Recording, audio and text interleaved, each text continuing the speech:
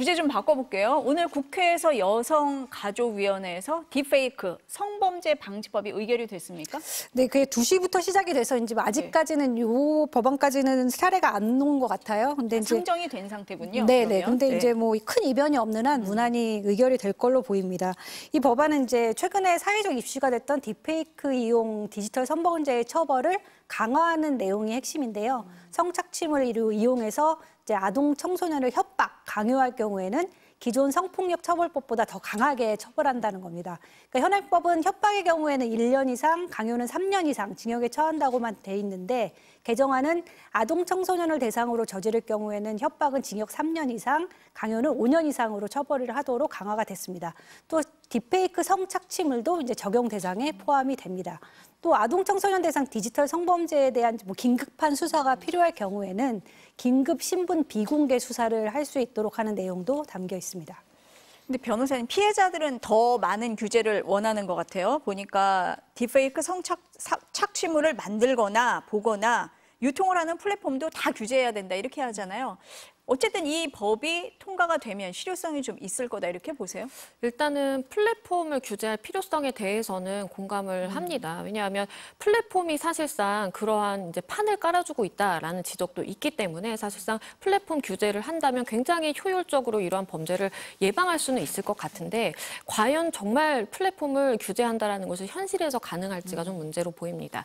왜냐하면 지금 다들 알고 계시는 것처럼 이러한 이 성착취물이라든지 딥페이크 영상물이 퍼지는 플랫폼 자체가 국내 플랫폼이 아니라 해외 플랫폼이거든요. 그렇죠. 그러다 보니까 실질적으로 뭐 텔레그램의 경우에는 서버가 어디에 있는지조차 파악이 되지 않고 그렇다라고 한다면 서버라든지 그 서버에 있는 정보에 대해서 우리 수사기관이 과연 접근이 가능한가 이런 것도 사실 문제이기 때문에 규제를 하려면 어떠한 처벌이 가능해야 되고 처벌이 가능하려면 그것에 대한 증거 확보가 필요한 것인데 증거 확보가 원천적으로 사실 불가능한 좀 측면이 있기 때문에 이 부분이 해결되지 않으면 아무리 플랫폼에 대한 규제 법안이 마련이 된다라고 하더라도 실제 처벌까지 이어지기 어려워 보이고요. 더불어서 그러면 국내 플랫폼에 대해서는 수사기관이 접근을 할 수 있겠죠. 그러면 국내 플랫폼에 대해서만 이러한 과도한 규제를 하고 해외 플랫폼을 통해서는 여전히 이러한 성착취물이라든지 범법행위가 자행될 가능성이 있기 때문에 사실상 형평의 문제도 좀 발생할 수 있다라고 봅니다.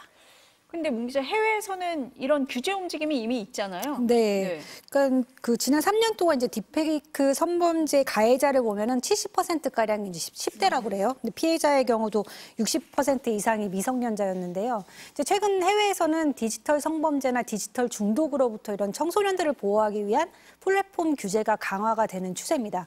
호주는 이제 올해 안에 세계 최초로 SNS 연령 제한법, 그러니까 14세부터 16세 이전까지는 SNS 이용을 금지하는 법을 도입을 하겠다고 발표를 했고요. 미국 캘리포니아주에서는 유튜브나 인스타그램 같은 소셜 미디어가 미성년자가 보는 콘텐츠에는 이제 알고리즘 적용을 하지 못하도록 했어요. 또 학기 중에 학교에 있는 시간과 또 자정부터 오전 6시까지는 알림을 보내는 것이 금지되는 법안도 통과가 됐습니다.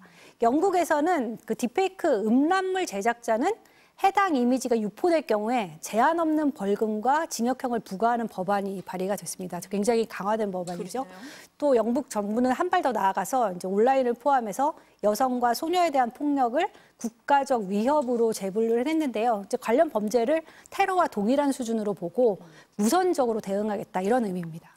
아니, 세계적인 추세가 이렇다면 우리도 더 적극적인 규제를 해야 된다 이런 목소리가 나올 만한데요.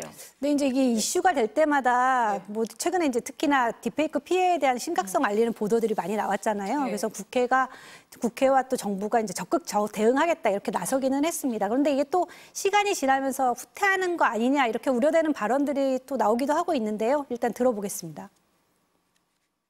텔레그램으로 예를 들어 성경 구절을 보내면은 그건 전혀 범죄가 아니지만은 예를 들어 비둘기 다리에 묶어가지고 성착취물을 날려 보내면 그거는 범죄거든요. 성착취물이나 이런 것들을 유포한다는 이유만으로 이런 매개를 처벌하거나 아니면 매개를 차단하는 것이 옳다고 생각하십니까? 네, 한덕수 국무총리도 이제 8월 말에는 딥페이크 문제에 대해서 마약 같은 수준으로 이제 확고한 단속부터 시작해야 될 것이라면서 필요하다면 이제 입법을 추진하겠다 이렇게 밝혔었어요. 근데 지난 12일에 국회 대정부 질문에서는 딥페이크 대책을 묻는 야당 의원 질의에 대해서 비정상적으로 발달한 이제 SNS와 AI 기술의 발전으로 일어난 일이지 이게 정부의 잘못은 아니다. 이런 취지의 발언을 했습니다. 우리는 어떻게 해야 됩니까? 더 강력하게 가야 됩니까? 어떻습니까? 일단은 네. 법안 자체를 마련을 해서 처벌 규정을 마련하는 것은 반드시 좀 필요하다라고 보이고요. 이제 다만 지금도 사실은 이러한 플랫폼 규제에 버금갈 정도로 만약에 이러한 딥페이크 영상물이라든지 성착취물에 대해서 즉각적으로 접속 차단이나 삭제할 수 있는 권한을 방심위가 갖고 있기는 합니다. 그런데 문제는 이 절차랑 이렇게 다 따지다 보면 사실 시간이 많이 걸린다라는 그렇죠. 거예요.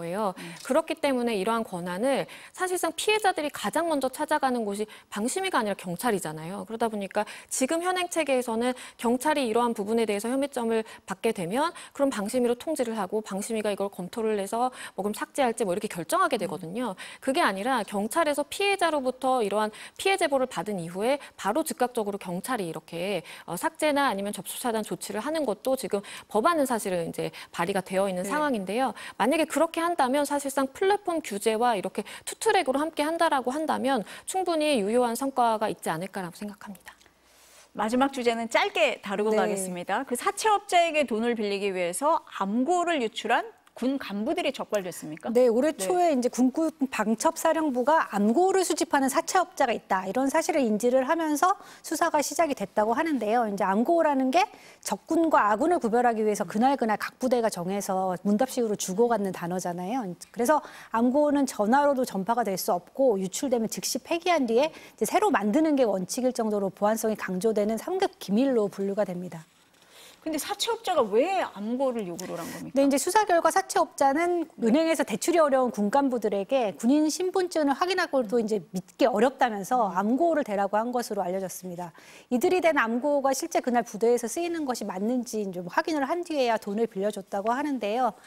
방첩사는 지난 5월부터 전북 경찰청과 공조를 해서 수사를 확대를 했고 군 간부 여러 명을 입건을 해서 수사 중인 것으로 알려졌습니다.